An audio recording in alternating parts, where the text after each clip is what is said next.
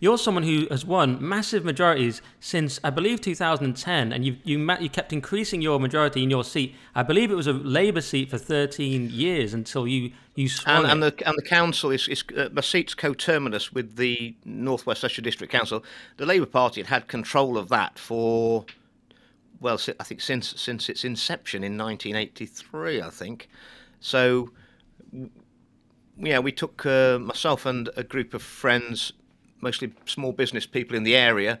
We decided to reinvigorate the Conservative Party. I was told that by the Conservative Party that North West Leicestershire was unwinnable, so I had to use my own funds to fund the campaign, and I ran the local election campaign for the party in North West Leicestershire Conservatives in 2007. We had the first time we'd ever put a full slate of candidates up, 38 candidates for the district council, and we fought a proper campaign. And after decades of Labour control, we took them down to 5 councillors out of 38 in one night. Biggest swing in the country to the Conservatives, in a seat which David Cameron had described as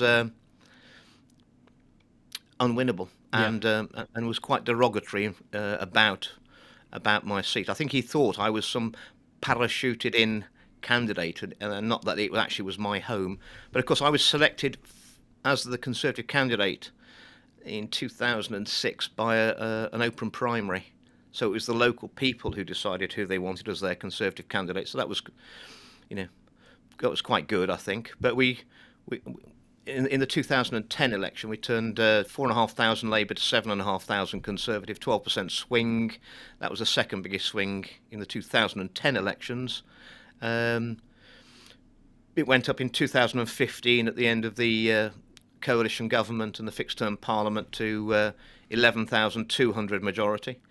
And in 2017, despite the best efforts of Theresa May's manifesto, I still managed to push it up to 13,300. And having led Leave for the East Midlands and delivered, was it 41-59 Leave in the East Midlands, and in my own seat 61-39. Yeah. Then I got a majority of 20,400 in 19, 63% of all the votes. Not bad. Yeah, They, so yeah, they seem to have given up on winning though, because Boris famously is good at winning elections. Whatever you think to Boris, and they got rid of well, him. Boris spent. If you actually look back over the clips on either referendum, Boris came to my constituency, and we walked up Market Street in Ashby de la Zouch in my constituency. That's when I told him, and we were hot mic'd up, that we were going to win. And Boris didn't believe we were going to win, and I assured him we were. And Boris told me, no, it'll be close. And I said, well, not round here. Not round here, it's not going to be close. And why have you been able to be so successful? Is it because, I mean, you mentioned like Thatcherism, and sometimes I think you sort of running your constituency as some sort of like libertarian autonomous zone. You talked about, I think, freezing the council tax for 15 years or something. What we've done in North West Leicestershire with my colleagues who are councillors, yeah, we've brought in proper pro-business Thatcherite principles. So even though I would say that the Conservative government over the last decade or so has not always fulfilled the best Conservative principles, we certainly have held to that in North West Leicestershire. So I'll give you, this is the seat which David Cameron said would never vote Conservative. We've got a massive majority, a bigger Conservative vote than Witney, which is quite interesting. So the Cotswolds must be fairly appalling if they're not as conservative as poor old North West Leicestershire. It was really the poorest seat in Leicestershire. It was, my major conurbation is Coalville, which is a gritty former mining town. And I mean, I remember when the pits shut in 91. Of course, our miners didn't strike, Nick, so we broke the strike. So we had the worst of the picketing, so I can remember that from school and university days. I mean, it was pretty brutal, the picketing of the South Derbyshire, North West Leicestershire and Nottinghamshire coalfields. And, at the end of the mining industry, when the pits were all shut, I mean, there were parts of my constituency that were analogous to the sort of the Somme battlefield. There's nothing more sad than a disused colliery. But there were two great Conservative policies that came in at that time, which really set the course.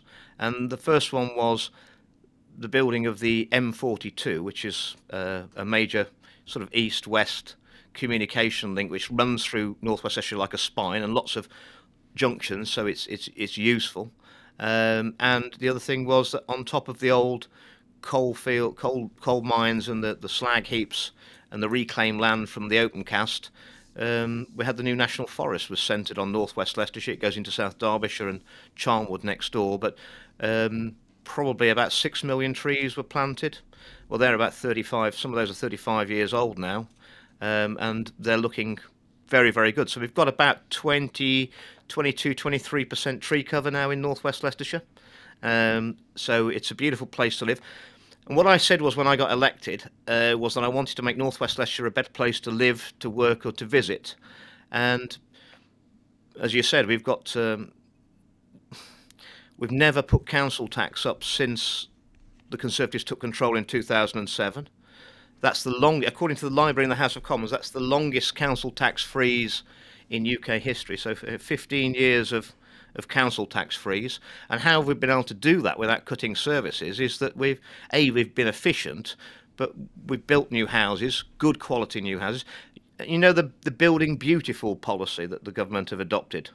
Well, we pioneered that in northwest Leicestershire more than a decade ago, and I presented it in Parliament as we call it building for life. So not building houses, but building homes and communities, and designing out, you know, areas where antisocial behaviour could be seen, could occur easily by, you know, no windows overlooking a footpath and all those. And we've really had a top class team in the planning department. We've built very, very good quality housing, and every project has to be better. And it started off as quite a culture change.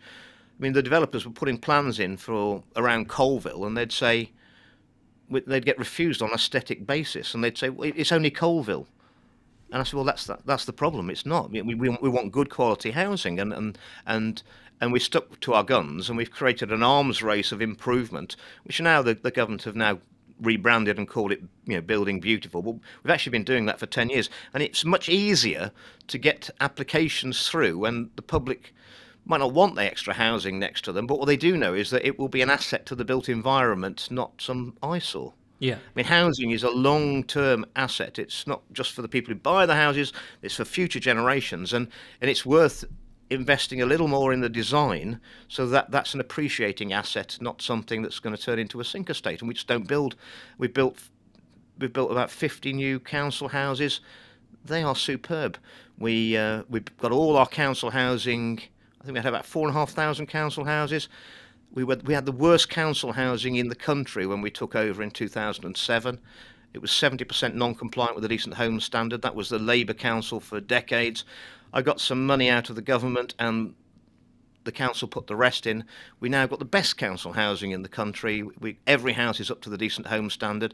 And one of the things I insisted on was that, you know, when I go and knock on people's doors, why should I want to know that it's a council house? It shouldn't make any difference. So we gave every council tenant, because obviously you'll have noticed that one of the first things that people do when they buy their council house is they change the front door. So we gave every council tenant the right to choose their own front door from various designs and various colours, and they actually had the choice of what front door they wanted, and it's just lifted the whole area, quite honestly. So our council housing is up to quality.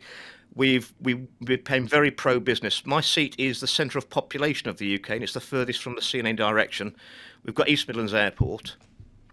I'm a qualified transport manager, and because of our communication links, the M1, the M42, I would say that half of all the jobs in northwest Leicestershire are linked to logistics and warehousing and distribution, because that's our strength. Our strategic USP is that we're in the centre of population, and 4 hours lorry drive from my constituency, you can hit 80% of all the chimney pots in UK. So it's a good. If you're having one big shed and you want to deliver to the UK, northwest Leicestershire is where you're going to be. So we've got lots of jobs. We've got the highest economic growth in the UK. We've certainly got more retained business rates from our new factories and expanded businesses than any other constituency in the country, and it's probably a lot more. So we've never had to put the council tax up, and we've got the new homes bonus as well. We haven't put the council tax up, and coupling all those things together, there's now 1.2 jobs in northwest Leicestershire for everyone of working age. So we have to import people to work in northwest Leicestershire.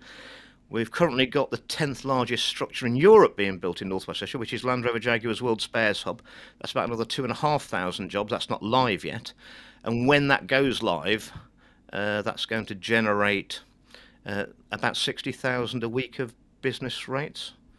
Right. So it's 3 million square feet. It's so 3 times bigger than an Amazon, if you can imagine that, and they're pretty big. Well, you've convinced me you should be the next PM. We should just and then on top of that, to in 2019 we topped the happiness index, and I sussed out what it is about being happy, because